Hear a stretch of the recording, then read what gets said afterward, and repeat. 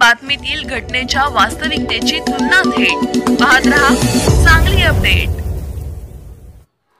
येणाऱ्या विधानसभा निवडणुकीत मिरजेतील सर्व नगरसेवकांना डॉक्टर सुरेश भाऊ खाडेंचा प्रचार। पालकमंत्री डॉक्टर खाडेंच्या उपस्थितीत पत्रकार परिषद घेऊन सर्व आजी माजी नगरसेवकांनी केली घोषणा।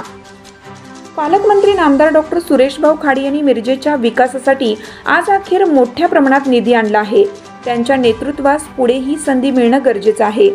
मिरज वासियांच्या आशा आकांक्षा पूर्ण करीत मिरज विधानसभा मतदारसंघात येणाऱ्या प्रत्येक गावात विकास कामांची गंगा ओसंडून वाहते आहे। यामुळेच आम्ही सर्व नगरसेवक एकत्र येऊन एक दिलाने सुरेश भाऊंना पाठिंबा देत आहोत, अशी ग्वाही मिरजेत आयोजित पत्रकार परिषदेत सर्व आजी माजी नगरसेवकांनी दिली।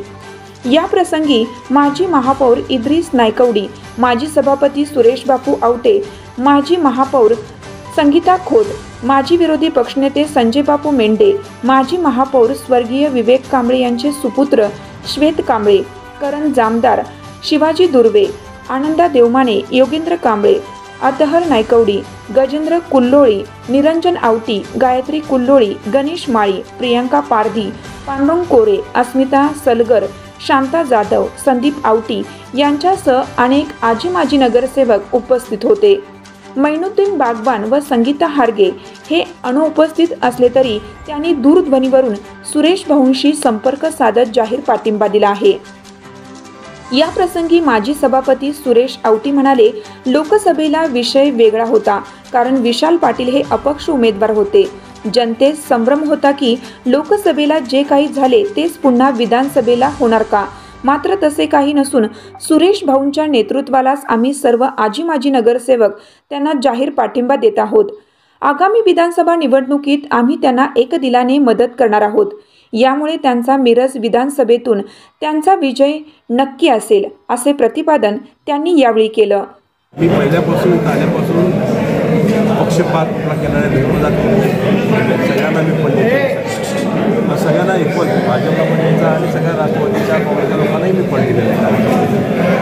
आणि सगळं करत असताना पालकमंत्री नात्यानं ह्या वेळेला थोडासा त्यांना नामांकन कामासाठी आणि इथं तर मला समजलं की सर्व पक्षाचे सगळे माझे नगरसेवक एकाबद्दल बैठक झाली असेल, ठरलं असेल काय तर त्यांनी इथं ठरवलं की ह्या विधानसभेला आपण भाऊचं काम करायचं। त्यांनी ते डिक्लेअर केलं की आम्ही सर्व नगरसेवक ह्या विधानसभेला भाऊच्यावर राहणार आहे। मी त्यांचं अभिनंदन करतो, त्यांचं स्वागत करतो।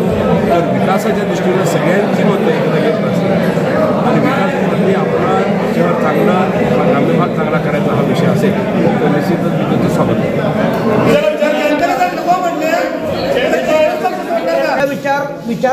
विचारपाठांना पाठिंबा दिला होता, तुम्ही मिरजेच्या विकासासाठी एकत्र आला होता।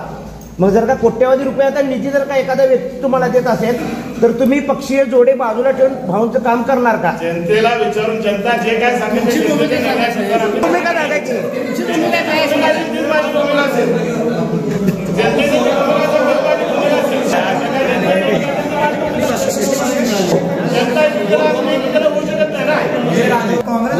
घेता येईल आपल्याला।